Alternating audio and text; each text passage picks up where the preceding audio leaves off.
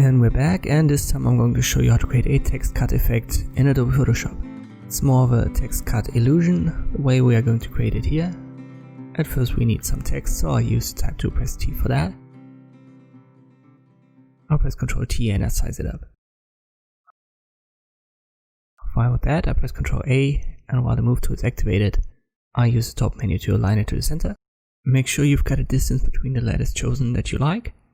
Then hold Ctrl and press on the little T icon on your text layer. Afterwards, select the ellipse marquee tool and make sure Subtract from Selection is activated in the top menu, and then drag it across the bottom.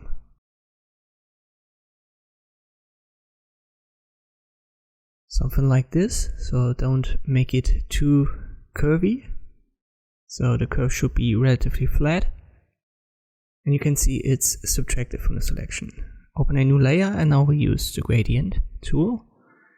And we want to have foreground to transparent.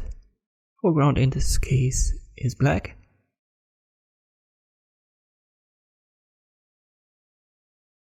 And I hold Shift when I drag it. And this would be the basic effect. If you don't like what you've got, just press Ctrl Z and then redo it.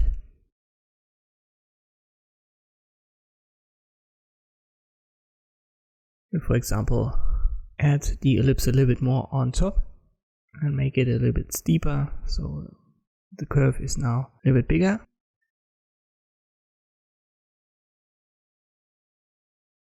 And you can see at the corners it doesn't produce the best results.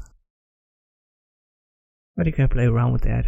Always press Ctrl Z and you can redo that. And this is how you can create this text cut illusion effect in Adobe Photoshop. Thanks for watching, and I'll see you next time.